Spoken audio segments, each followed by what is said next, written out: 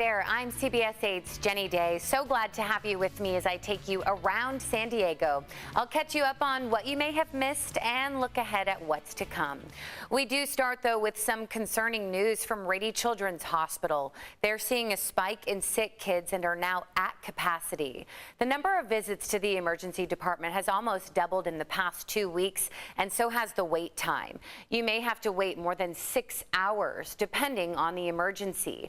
Even urgent care wait times are up to 4 hours. The rise in patients, combined with a strained staff, forced the hospital to issue a warning on social media, letting people know about the higher than usual number of people needing care. Doctors at Rady Children's say nationwide our immune systems are struggling a little bit after living in a COVID bubble for 2 years. So with more people resuming normal activities, things like the flu and RSV are taking even the tiniest patients out of commission. The most common symptoms right now are runny nose, fever, and shortness of breath. The busy season for pediatric cases doesn't typically start until late November. But for example, right now, the ER is seeing 300 to 400 patients a day compared to the normal 200 to 300. It's a perfect storm right now. And so, we really have to make sure that we're using our resources appropriately and trying to meet the kids who are the sickest and who have the highest needs first and foremost. Yeah, and sadly, Rady's has seen a 300% increase in behavioral health calls since the start of the pandemic. So we know it can be hard to decide whether to take your kid in or just ride it out at home. So we'll put a link to the wait times and a really helpful chart on CBS8.com. Just click on the help button. It'll break down when to go to the ER, urgent care, or just when to get in touch with your primary care doctor. A lot of it really comes down to the basics. Doctors say get your vaccines, wash your hands, and stay home if you're sick.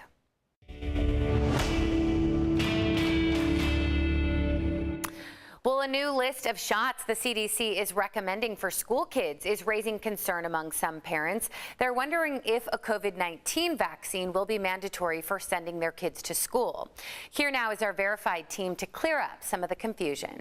The CDC recommends kids get all sorts of vaccines by a certain age, including chickenpox and hepatitis. On October 20th, the CDC voted to add COVID-19 to that list. Verify viewer Jacob texted the team to ask whether the COVID-19 shot is going on a mandatory vaccine list for children. And lots of people questioned if this vote made it mandatory for kids to get the COVID-19 vaccine in order to go to school. So let's verify. Is the CDC requiring children to get the COVID-19 vaccine for school? Our sources are the Centers for Disease Control and Prevention, U.S. Secretary of Health and Human Services Javier Becerra, and the National Conference of State Legislatures. According to the NCSL, the CDC Advisory Committee cannot mandate which vaccines are required for children to attend school. This is determined by state law. U.S. Secretary of Health and Human Services Javier Becerra also confirmed that the CDC's decision is not about vaccination requirements, and any indication is otherwise untrue. So we can verify, no, the CDC isn't requiring children to get the COVID-19 vaccine for school. According to the NCSL, many states do align their vaccine requirements with the CDC's recommendations. But some states, like Florida, have explicitly banned student COVID-19 vaccine mandates. And other places, like D.C., didn't wait for the CDC's decision to make the COVID-19 vaccine a requirement for their students. Kids 12 and older in DCPS were required to get the vaccine this year. With your Verify, I'm Ariane Till for CBS 8.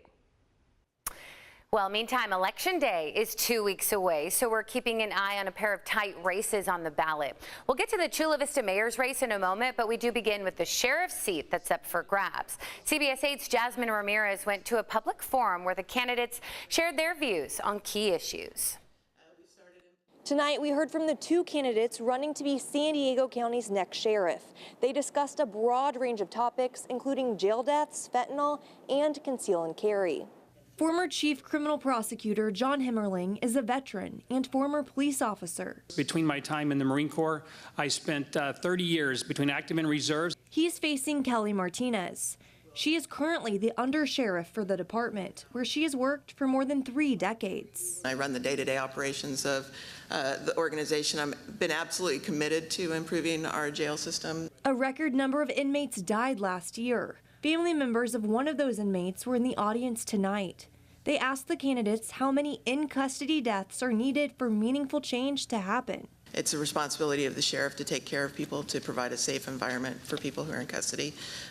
We have challenges to fixing our jails right now. A lot of it's time and infrastructure, and we're committing the money. You want to have confidence that it's not going to continue. And if you can say that we're doing everything we can, but the numbers keep going up and it's at a record pace, something is not happening. We need to know what's going on. San Diego has become a fentanyl epicenter. Candidates described how they'd try to tackle the issue within the county and the jails. There's technology that you can use to track individuals who they've contacted. You can backtrack at several people, then you can find out and do some of these investigations. These need to be serious investigations, finding out how these drugs are in the jail and put a stop to it. People who are more likely to be bringing drugs into jail, so we do a more thorough screening with those individuals. We have a full-time investigative unit, and one of their priorities is the drug investigations. We have canines that are trained to sniff drugs. The two also addressed response times and gun violence. The new sheriff will serve for 6 years instead of 4, according to a new state law. Election Day is November 8th. You can hear more from the candidates in the online version of this story that's on CBS8.com. Reporting downtown, Jasmine Ramirez, CBS 8. Jasmine, thank you. Well, the race for Chula Vista mayor is another one that we're watching closely, as current Mayor Mary Salas will leave the seat open after serving the maximum 2 terms. District 1 council member John McCann and former congressional candidate Amar Campa-Najjar came out on top in the primary and have been campaigning and debating to get your vote since. Our Jesse Pagan caught up with both as we zero in on Election Day. Thank you for being with me today. Councilmember John McCann and former congressional candidates Amar Campa-Najjar are in a dead heat as we head toward Election Day. We first talked with both men in May before the June primary narrowed the field, putting them both in the lead. This time, we gave each candidate 15 minutes to answer 3 questions and 2 more minutes to use as they liked. Question number 1 is on homelessness. That has become a big topic in Chula Vista over the past couple of months. As mayor, we're going to double the size of the bridge shelter. And in addition, I want to increase funding to the homeless outreach team. On day 1, we're going to have a ready and willing working coalition with the County Board of Supervisors, Nathan Fletcher and Nora Vargas and David Alvarez, our assemblyman. We also asked Campa-Najjar and McCann their thoughts on development, with the Bayfront redevelopment project in progress and affordable housing being top of mind for many Chula Vistans. We have to build more inventory. We have to work with developers to make the front end costs lower. It's very prohibitive in Chula Vista with the permitting process, ease the permitting process. 40% of housing costs of building a home is government. So how do we reduce the red tape and regulation to make it easier to build? Even when my mom was a single mom factory worker, she was still able to afford a home in Chula Vista. What I'm doing is making sure that we're working with the developers to be able to not only do affordable rental housing, but affordable ownership. They both also got the chance to make their case, why you should vote for one over the other, and a couple of minutes to say whatever they wanted directly to you. What this election's about, it's not about the last 20 years, it's about the next 20 years of Chula Vista's future. And I think that destination, it's on the horizon, it's for all of us. I love Chula Vista. It's where, again, I grew up, my wife grew up, 24 years of marriage, raising our children in Chula Vista. I want Chula Vista to be even better than it is right now. Both of the men have debated throughout their campaigning, most recently earlier this month in Liberty Station. Ballots for voting by mail are already in many mailboxes around the county and city. Election Day is Tuesday, November 8th. Jesse Pagan there reporting. And the battle over the best way to develop San Diego's Midway District played out at a public forum. Measure C would lift the current 30-foot building height limit for the Midway area. Well, supporters say this is critical to creating more housing and revitalizing the community. Opponents argue it would create congestion and block coastal access. CBS 8's Richard Allen looks at both sides of this heated debate, which voters will also decide at the ballot box. Well, that's right. Last month, San Diego City Council gave the green light to an ambitious plan called Midway Rising to redevelop the 48-acre sports arena property. But if voters next month don't pass Measure C, those plans, which include more than 4,000 new homes, won't be able to move forward. It's critically important for Measure C to pass. Dekian Yiwo is chair of the Midway Pacific Highway Planning Group. He says lifting the current 30-foot height restriction for buildings in the Midway area, which is what Measure C would do, would revitalize the Midway by tackling San Diego's most pressing issue, housing. About 2,000 of the units under the Midway Rising plan would be earmarked as affordable. It's insanely expensive, right? And there's not enough of it, right? So we want to do what we can as a Midway community to provide for not only ourselves and our future neighbors, but for San Diegans in general. We have got to stand up, and we've got to stand up for our community, and we've got to allow access to the coastal area. But at this forum on Measure C tonight in Point Loma, the measure's opponents made their case. They believe that getting rid of the height restriction in the Midway area will block coastal views and access, and unfairly benefit developers at the expense of taxpayers. A concern of ours is that we may even turn up like Shanghai. Margaret Verissimo of the group Save the Coastal Access says the infrastructure is not in place to support the increased population. Community activist Don Severance agrees. This would bring much higher density to this area. It would do incredible traffic congestion. Opponents of C also argue this could open the floodgates to unfettered development throughout San Diego. It doesn't just affect Point Loma and Ocean Beach. And Yiwo, though, does not buy that. With regard to, the slippery slope argument that we also hear quite a bit, it's like, look, it's been this hard to fight for this measure in the Midway District. I can't tell you if there's anyone in the actual coastal community who's willing to do what we've been doing for the last few years. That's certainly not on our agenda, and we don't have eyes for any community other than Midway. And to take a closer look at both sides of Measure C, just go to CBS8.com, click on the online version of this story. Richard, thank you. Well, San Diego home prices are dropping fast, but it's not great news for buyers still. It's the rising mortgage rates that are still pushing those home prices down, meaning a lot of people are priced out of the market, even as houses get less expensive to buy. Here in San Diego, prices dropped 2.5% from July to August. That's the biggest drop for our region since 2008. Nationwide, prices went down about 1%, the biggest national decrease since 2012. The average rate on a 30-year fixed mortgage right now is just under 7%, according to Freddie Mac. This time last year, that rate was 3%.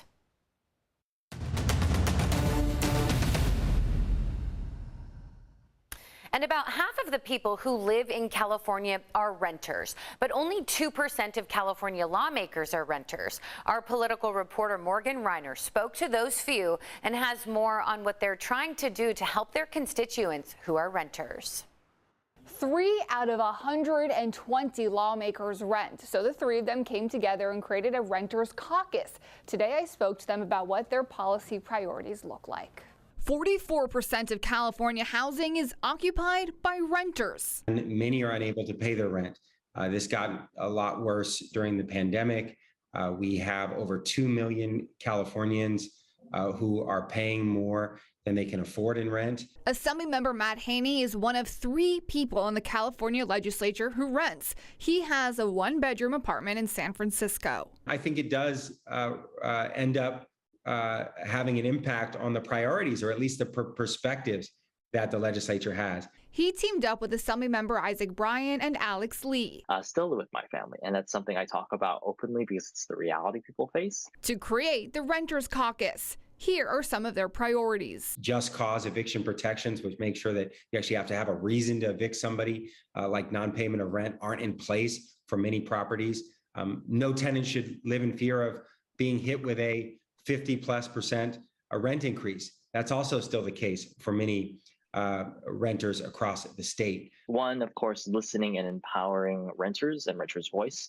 They are a constituency that often gets drowned out or neglected in favor of big corporate real estate or corporate landlords. How will 3 people get this done? I believe that our colleagues who are not renters can do right by the people they represent, but I do think that this Renters Caucus will help educate them, support them, partner for them. When do they start getting to work? It's pretty easy to meet because there's only 3 of us.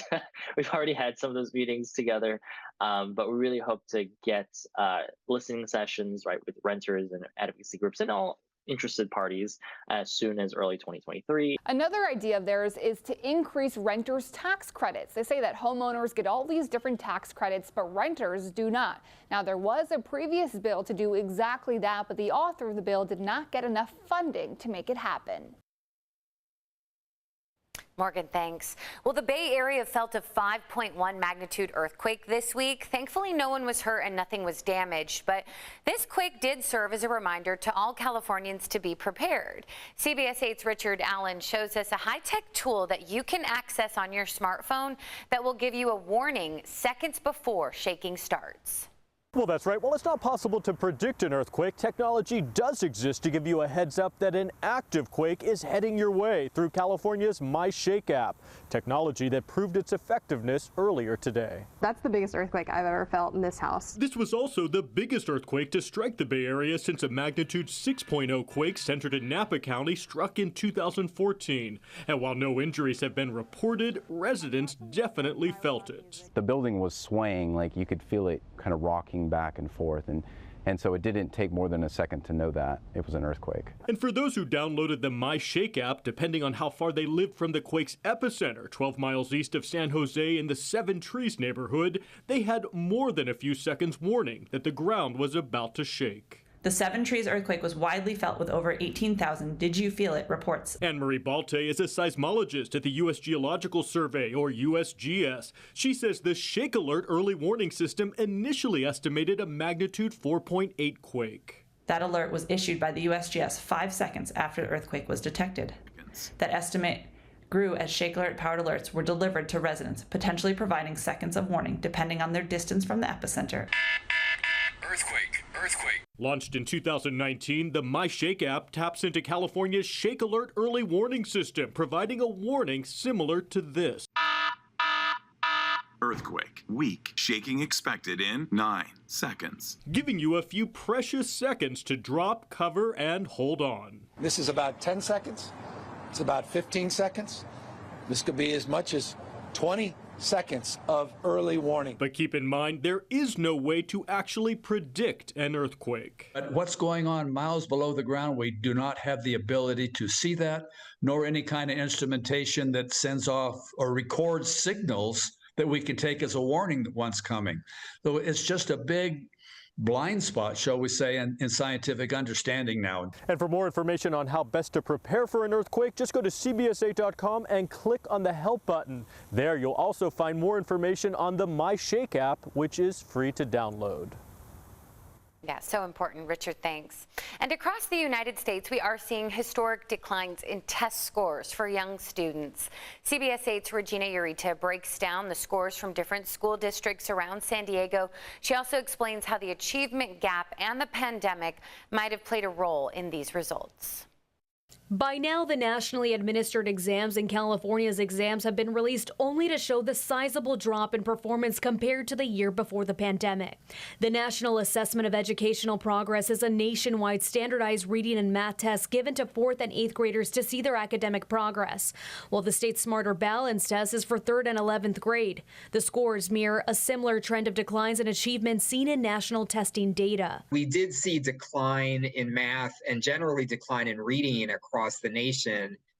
In San Diego Unified, we held steady in reading, but we did see some decline in math. Richard Barrera, who's part of the SDUSD school board, says part of the setback was a result of the stressful transition back to in-person learning and dealing with COVID surges. The other is the socioeconomic disparities. So students in poverty, students who are coming in as English learners, students whose parents might be immigrants, all of the issues that that students come into school with often means that they're behind. If you break it down by community, it gets even worse. 84% of Black students and 79% of Latino low-income students did not meet California's state math standards. San Ysidro Elementary School District, where many of its students come from low-income immigrant families, saw a 9% drop in math and a 5% drop in reading. Barrera also says many low-income families continue to struggle with the digital divide. 60,000 students in our district did not have access to high-speed internet in their homes. And so we as a district had to work with, the local internet providers to quickly get internet access established at homes. San Diego school districts are focused on closing the significant achievement gaps we're still seeing and are hopeful that next year's tests will make a return to pre-pandemic levels. Regina Urita, CBS 8. Regina, thanks. And research shows that military veterans may be more qualified academically and more experienced for some jobs, but San Diego Workforce Partnership says they are often passed up by non-veteran peers. As we look ahead to honor our veterans, CBS 8's Abby Alford was invited to Camp Pendleton's training program to help Marines transition to civilian life after active duty. Transitioning from military to civilian life can be challenging. That's why there's a transition readiness program here at Camp Pendleton that empowers Marines to thrive as veterans.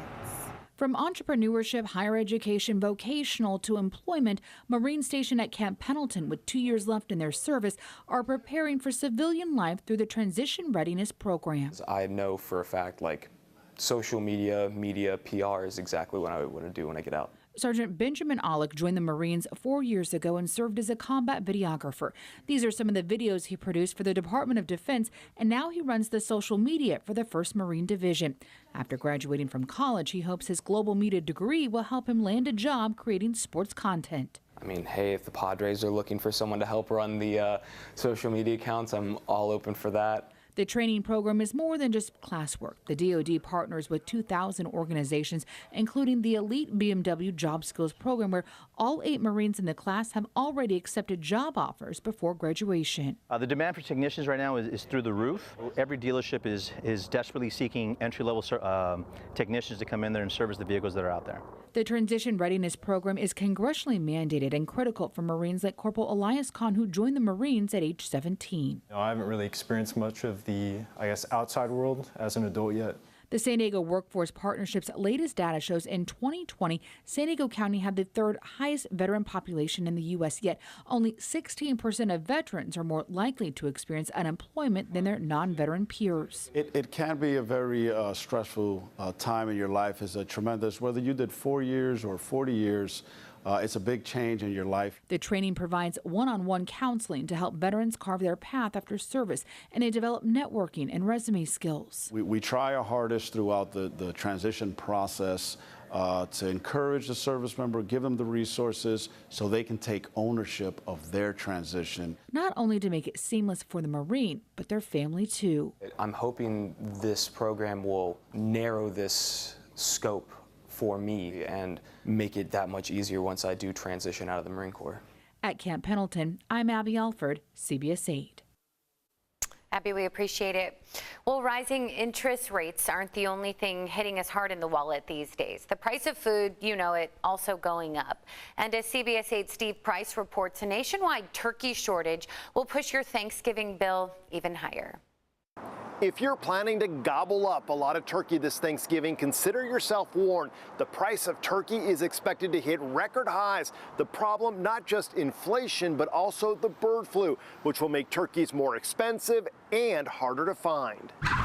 It's not unusual to lose some turkeys every year in California to the avian flu, but this year a new strain came earlier and hit farmers a lot harder than ever before.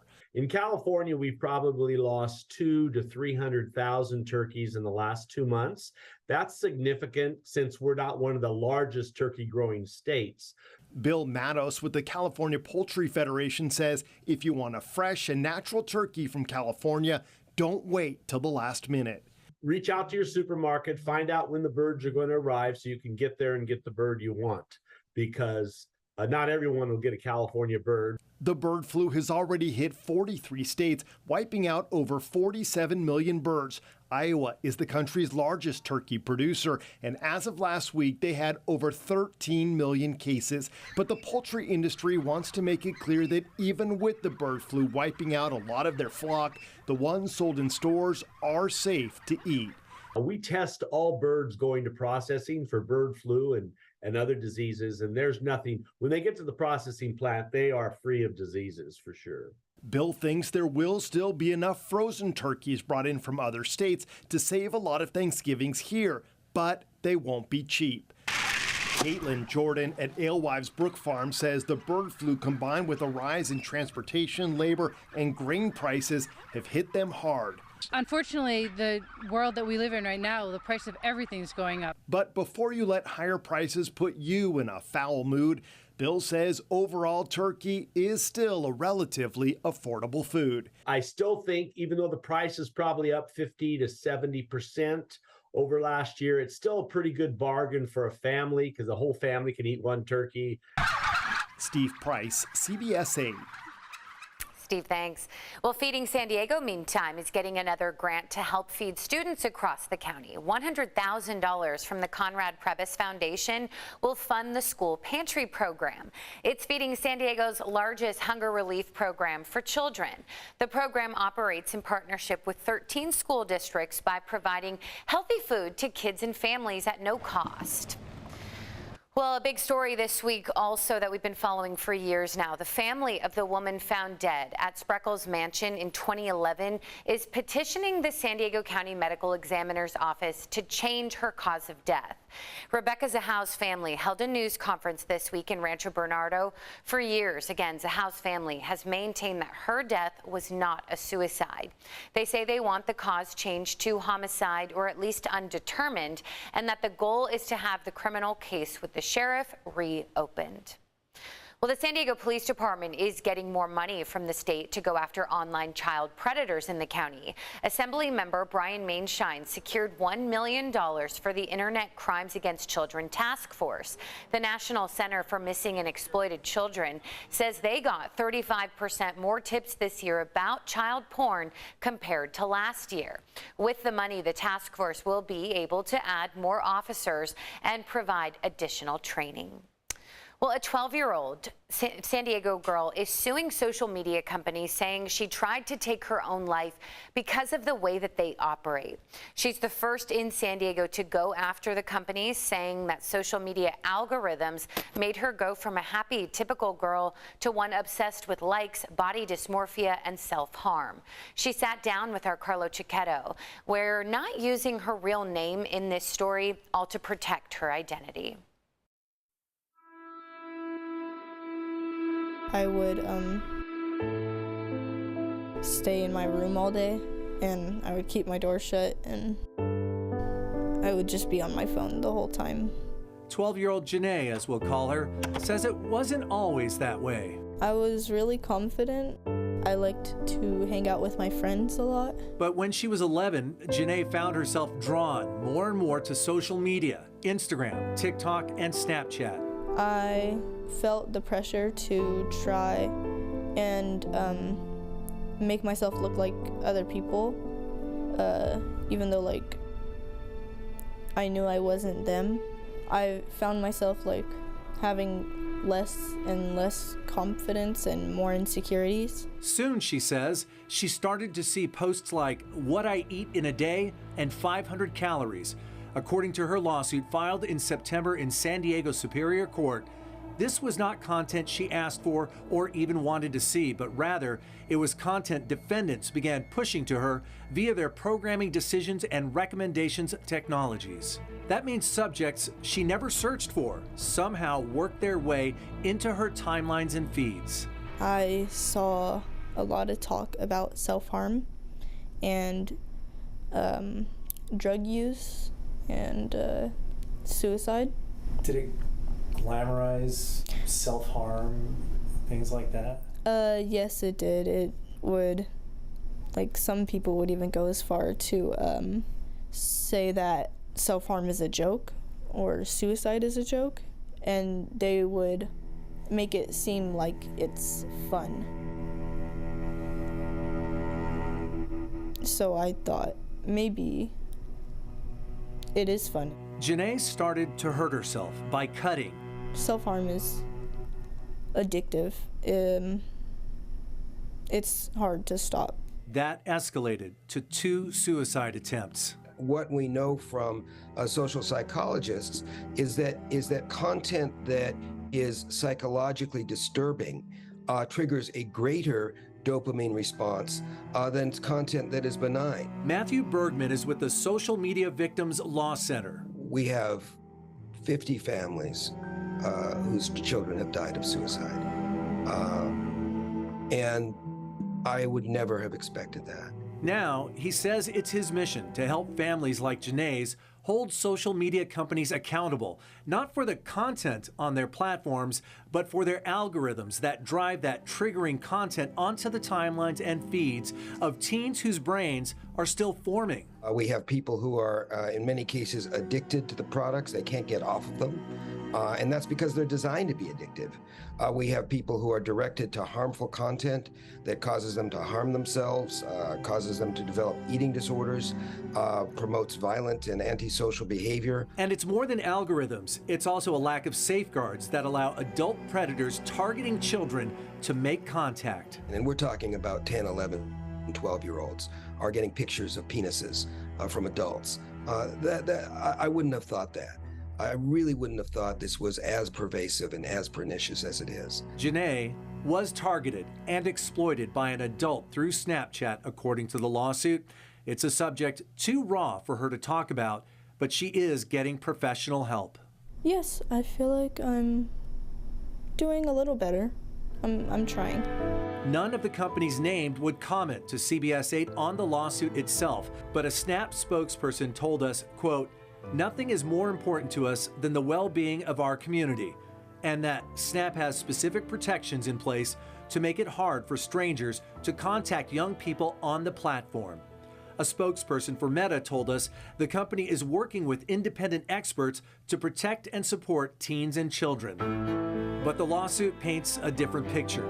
It says the pain and suffering Janae experienced is as inevitable as it is unwanted and unnecessary, based on the way these social media products work. We don't have to prove it. Their own documents say it. Their own analysis demonstrates that. So this is not a mystery, and this is not an accident or coincidence. This is a direct result of the design of these platforms to maximize user engagement over safety. The saddest thing is that this didn't have to happen. That was our Carlo Cicchetto there reporting. We thank you for this important and special report. Now, if you are thinking about hurting yourself or taking your own life, please call the National Suicide Hotline at 988. There are people who can help. As for Janae there, she was with her grandmother for the interview, and Carlo tells us that she was subdued during the interview, but her mood really lifted afterward on a tour of the station here. She even had a little fun taking selfies here on our set, and we wish her well. Well, it does seem like a while ago now, but it was just this week that the Padres' dreams of the World Series ended. Certainly not the season finale that we were hoping for, but they really made the whole county proud. Congratulations, fella. This year, expectations rose after the big trades in August. Excitement increased after a wild card playoff spot was clinched.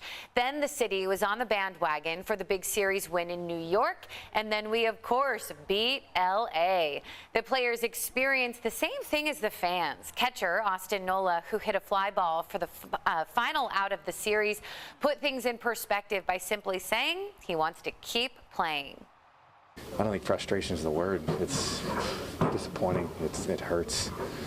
I can't even put into words how hard it feels. I mean, the feeling of not getting to play anymore because you want to keep playing. This is fun. I mean, this is addicting.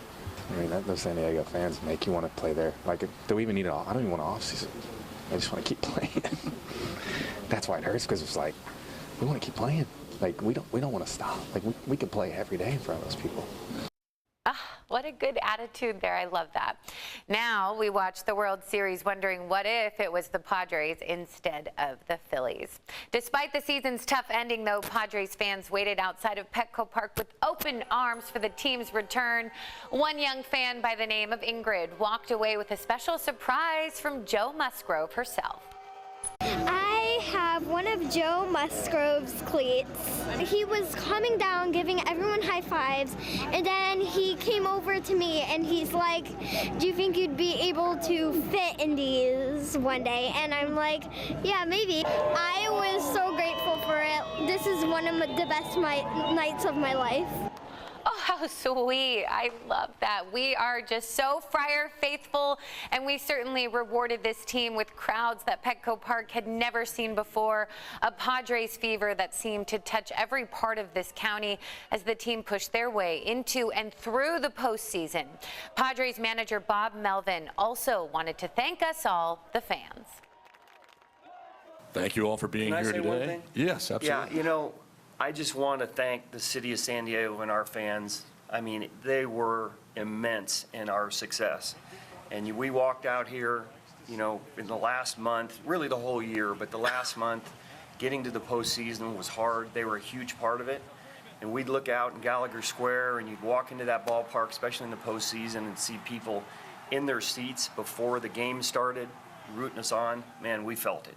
So, there's 26 players on the roster, 28, whatever it is. They were almost like a roster piece for us, and they drove us and inspired us. So I want to make sure that there's some clarity with that. God, it kind of gives you goosebumps, huh? I mean, again, it really brought us together. We are so proud of them. We'll get them next year. We enjoyed the season, and still rooting for you, Pods.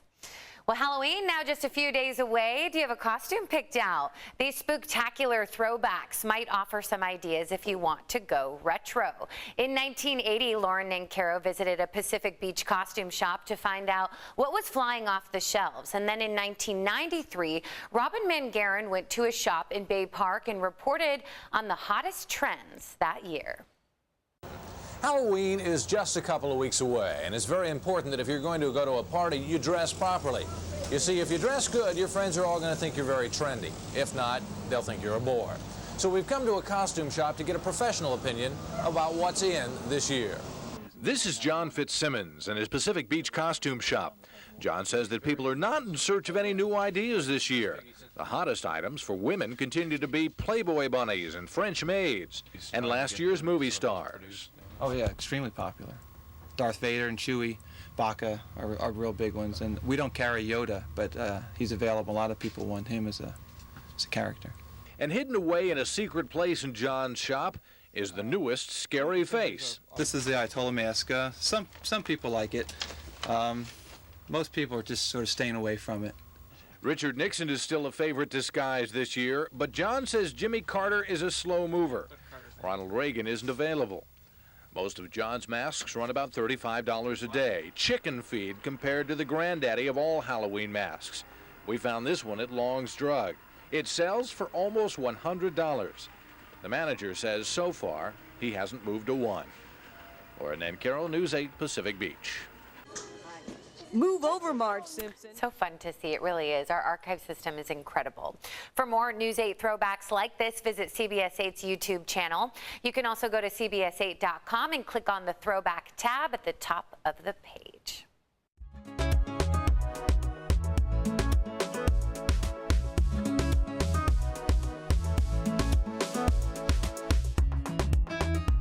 Well, a centuries-old Mexican tradition, bridging the worlds of the dead and the living, is also just days away.